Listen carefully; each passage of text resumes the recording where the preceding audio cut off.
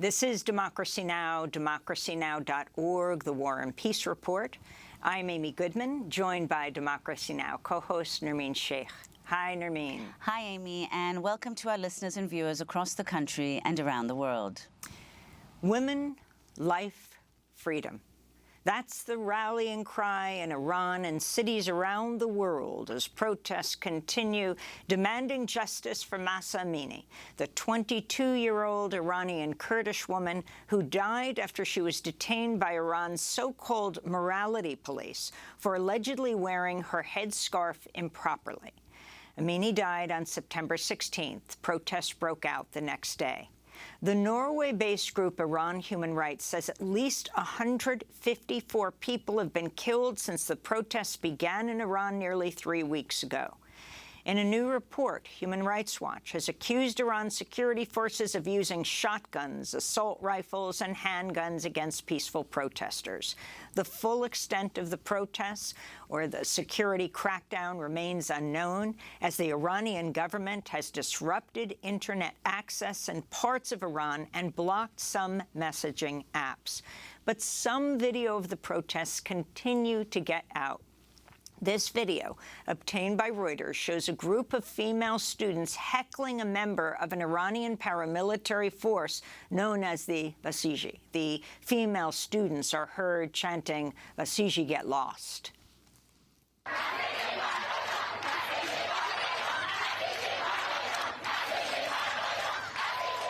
We begin today's show with two guests. Narges Bajoghli is an anthropologist and professor of Middle East Studies at Johns Hopkins University.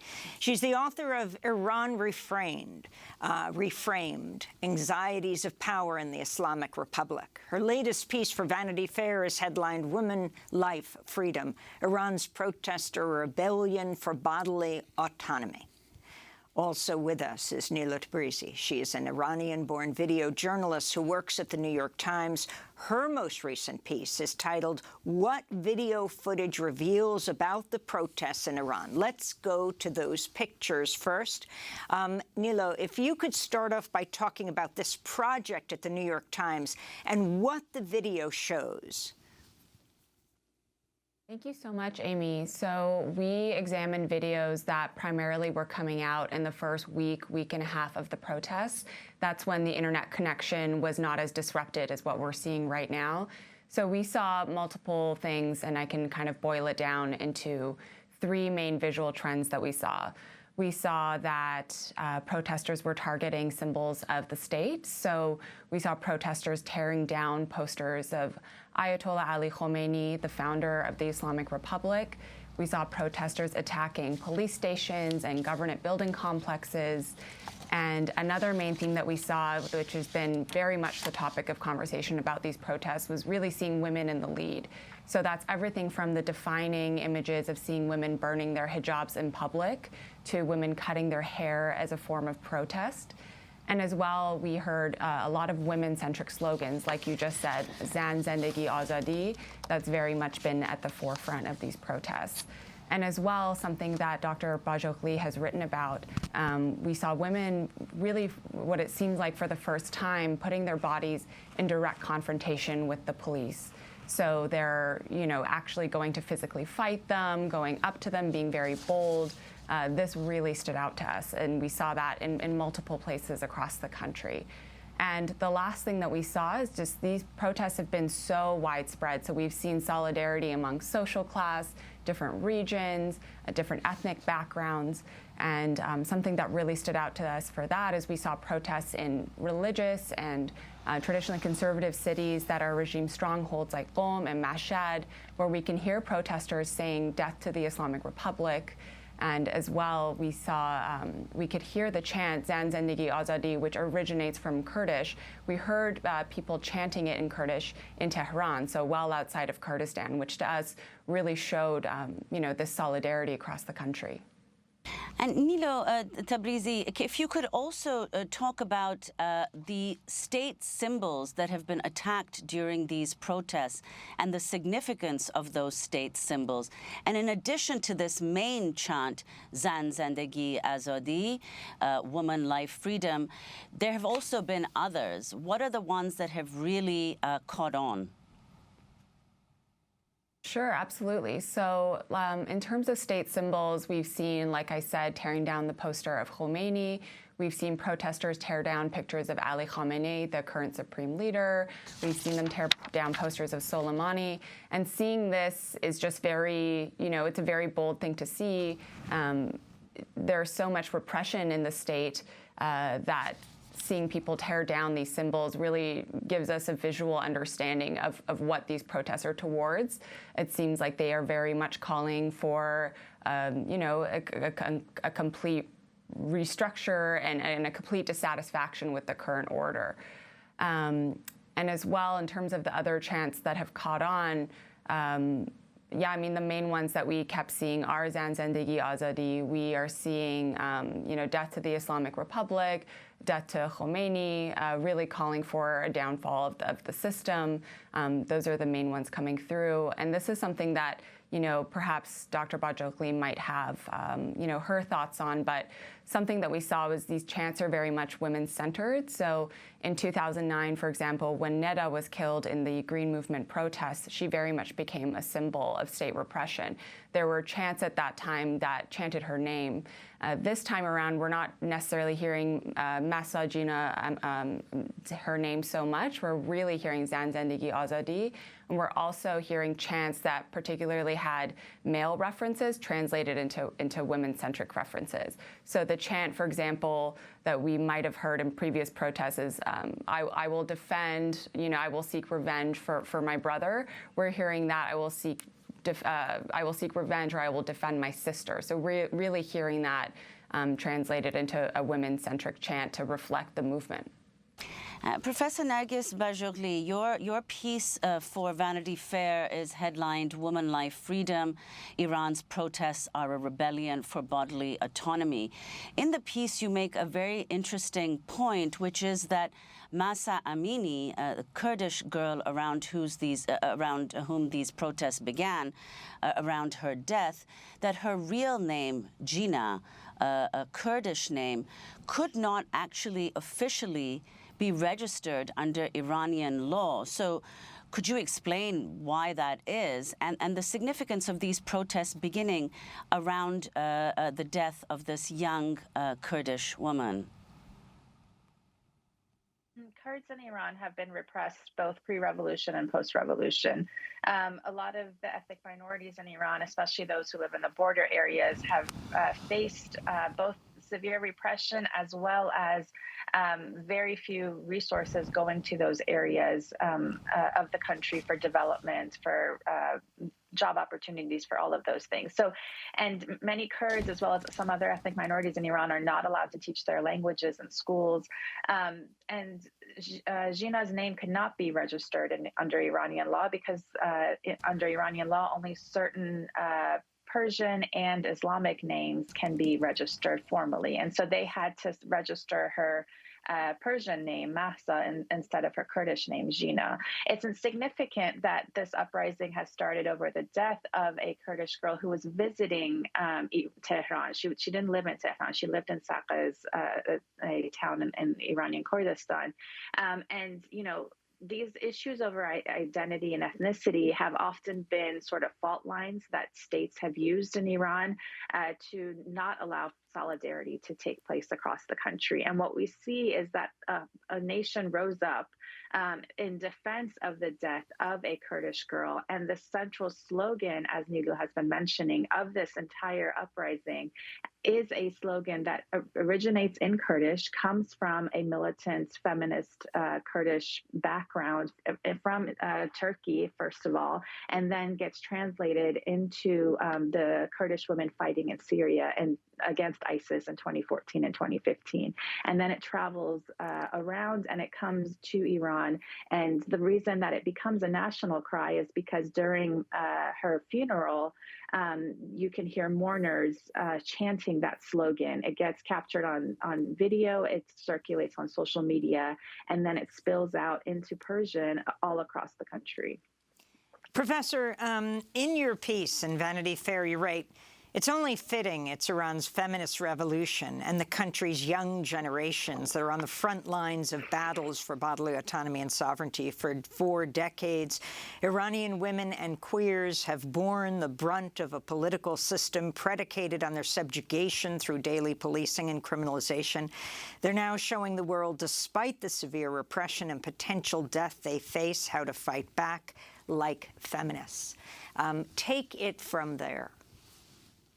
Yes, so this is really at its core a fight for women and queer folks to have choices over their bodies. So what's really important, as Nilo was providing the context, is that the Islamic Republic has implemented laws that are severely restrictive for women since the very beginnings of the 1979 revolution and the start of the state.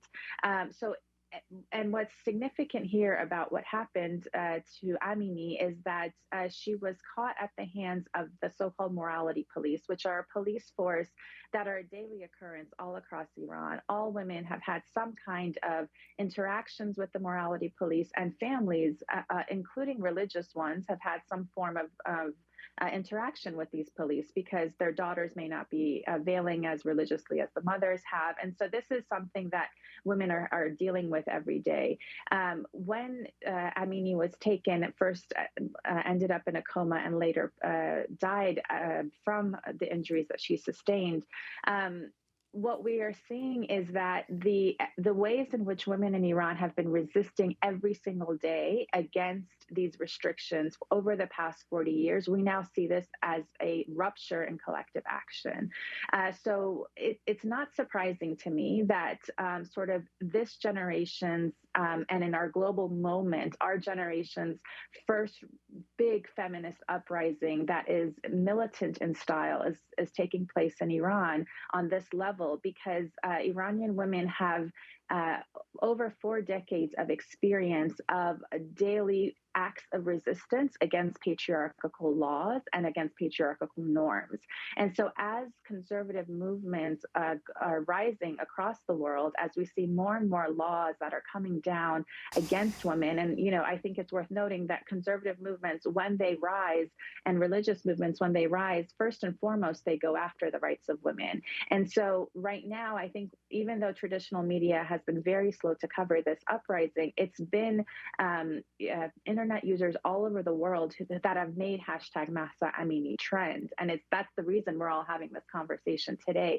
So it's striking a chord with people all over the world who are in one way or another experiencing either once again or a continuation of increased patriarchal control over women's bodies. And so the protests in Iran are capturing our attention because we're seeing in real life how women are putting their lives on the line and are refusing to comply any longer. You know, power and patriarchy requires that we comply. And so we're seeing now young women and women across Iran who are just saying, I will no longer comply with this. Professor Bajoghli, I want to ask you about what you see as the potential outcome of these protests. I was listening to an interview on the BBC with a renowned Iranian graphic novelist, Narges Bajoghli, who said that irrespective of what happens, the Islamic Republic is now a corpse. But you write in your piece that, in your Vanity Fair piece, that the street rebellions may or may not succeed in toppling the regime or changing the laws, but that's almost beside the point. Can you explain what you mean by that and what the effects of these protests might be, even if the regime doesn't fall? Right. So we don't, I don't have a crystal ball. I can't predict what's going to happen. But at the moment, what is very significant about these protests is that women are taking control back from the state. They are saying, we will not allow you to define how we come out onto the street. We will define this for ourselves. And so what is significant here is that, when you rise up against powers and things that have been around for millennia, like patriarchy, which is, unfortunately, one of the universal values that we see around us. This is something that it takes we have to be able to envision that we can live in a society without that. And so what that requires is a representation of resisting that kind of power. And what we have now in Iran for Iranians, which is extremely significant, is that we have on a daily basis now various forms of civil disobedience, which are about standing up against patriarchal power. And we're seeing more and more slogans also that say it might not be always the morality police, but the morality police could also be called your father. So it's going to the core of patriarchy in the state and patriarchy in the home. And that's what makes this feminist to its core. It's saying that in order for us to have any kind of freedom, political or otherwise, women need to be free. So the long-term consequences of this are significant, because what we see also in Iran is that young girls in schools, elementary school students, middle school students, high school students are, as you guys showed on your piece, are throwing out those who have enforced these laws in their schools for over 4 decades. And so this is just the start of women and girls seeing their power, seeing it reverberate, and then seeing it and seeing so many people around the world showing solidarity to it.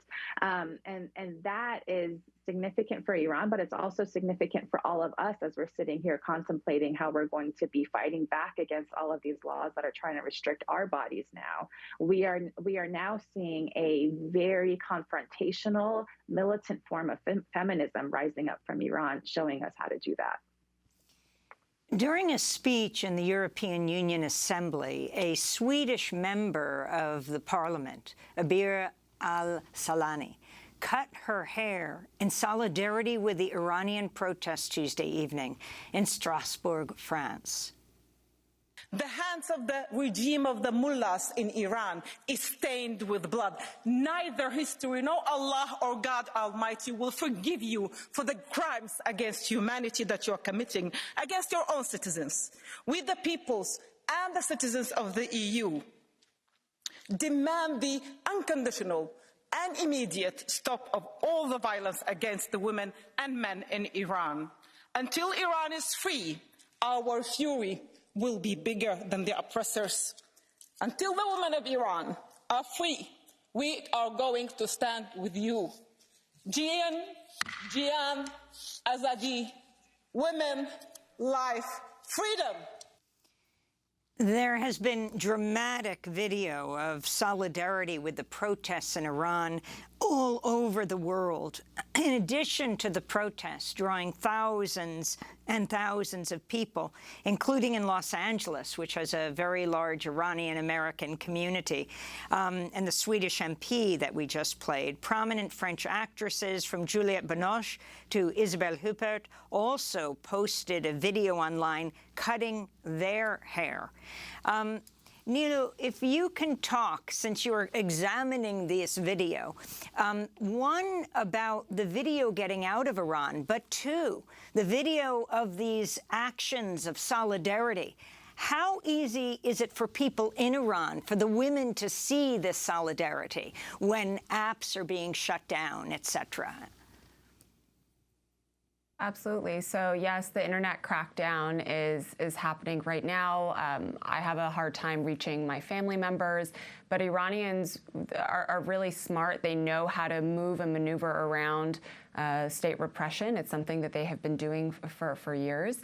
So there are windows and ways in which that they can see the outside world and how videos are still getting sent out to people like me who are watching and monitoring. Videos are very much our primary window into what's going on in Iran, given the repression of domestic journalists and international journalists that at once were accredited to be based there. So this is really the primary way that we're seeing it. And seeing these videos of women in Iran cutting their hair. It's very moving. It's something we focused on in our piece. And when we spoke with one of our experts, Reza Akbari, about it, he said it's very much the symbol that is unique to these protests. It's women saying, you know, back to the morality police, back to the state. If this is what's bothering you in a sarcastic, bitter way, let me cut it off. It's very powerful what they're doing. And something that really caught my eye when we were watching the videos coming out, specifically with cutting hair as a form of protest, is there was a video of a protester's funeral. So often in the past when protesters have been killed by the state, they're very much dissuaded from being public at all about it. It's a quiet burial and things like that. But we saw a video broadcast from one of these funerals that was put on social media, that you can see this open grieving, that you can see people grieving for the young family member who was killed in these protests. One of her family members begins to cut her hair over the casket. And so making, you know, not only making this funeral a public statement, which is in itself is very new, shocking, and bold in these protests, but adding that visual of cutting her hair on top of it is just, yeah, it's incredibly moving to see these images. Professor Bajoghli, your response, what do you think accounts for the extent of global solidarity in this very visual and open way, not just demonstrations, but so many women cutting their hair and posting it online? And if you could compare this also, in 2009, you were in Iran during the protest called the Green Movement. What differentiates that one from this one? Sure. So to answer your first question, I think the reason this is reverberating so broadly across the world is, again, we're feeling lots of frustrations all around the world with not just the rise of conservative power, but also just the concentration and the monopoly of power around the world, whether it's by our you know, different states that we all live in, corporations that were, you know, like all the applications that we all use, and the ways in which that they are owned by very, very few companies. And so we're in this moment in which, especially those in the millennial generation and what we call Generation Z, are trying, they are showing outbursts of rebellion and just sort of being like, it's enough, towards different forms of power that we have around us, such as the hashtag Black Lives Matter movement, hashtag Me Too movement, hashtag Ni Una Más in Latin America, and so on and so forth. And this is a moment that is also another one of those where it crystallizes all of these frustrations. And that's one of the reasons I think it is catching on and showing so much there's so much solidarity around the world. As far as the difference between this and the 2009 movement in Iran, the Green Movement in Iran, that movement was still very much within the bounds of politics of the Islamic Republic. It was a movement for electoral integrity and for reform of the system. Today's movement it's not calling for reform. Today's movement is calling for a new vision of politics. It's calling for a vision of politics that is about life and not destruction, and that is about the future and women at the helm of it. That is significantly different. It is the protesters today in Iran, they are in many ways, they've moved beyond the state. This is no longer about the state. This is about trying to create a new political imagination of what comes after the Islamic Republic. And so this is why this is such a significant moment. It's not that tomorrow the regime is going to come toppling down, but it's that for the first time we have a national movement of sorts that has moved beyond the parameters of the state, is no longer looking to reform the state, and that is calling forth a completely new vision for politics in Iran.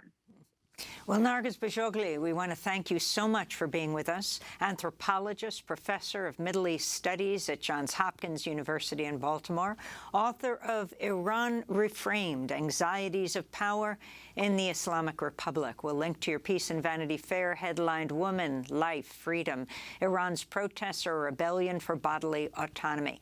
And Nilo Tabrizy, I want to thank you in Vancouver, journalist and writer, currently a video video journalist at the New York Times, where your most recent piece is titled, "What Video Footage Reveals About the Protests in Iran."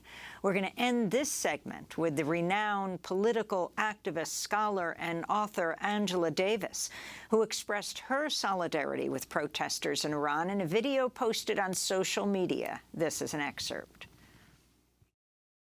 I want to offer my heartfelt solidarity to all those in Iran who have decided that Mahsa Amini's death at the hands of the Islamic Republic shall not be in vain. As one of the many scholar activists in the United States who has identified for a very long time as an ally of progressive and radical movements in Iran, I offer my condolences to Mahsa Amini's family and friends. And I say thank you to all those whose militant refusals directed at the regime, along with its morality police, have created the occasion for Mahsa Amini's name to reverberate around the world. In her name, people are standing up and are saying no to the repression meted out by the Islamic Republic. They are harbingers of hope not only for the people of Iran, but for all of us who want an end to racial capitalism, misogyny, economic repression, and who strive for more habitable futures for all beings on this planet. Long live Mahsa Amini. Political dissident, activist, author Angela Davis, sending her message of solidarity with the women of Iran. Coming up, we'll also hear from India. And as India's Prime Minister offers to help efforts to end the war in Ukraine, we'll speak to the prominent Indian activist Kavita Krishnan. Stay with us.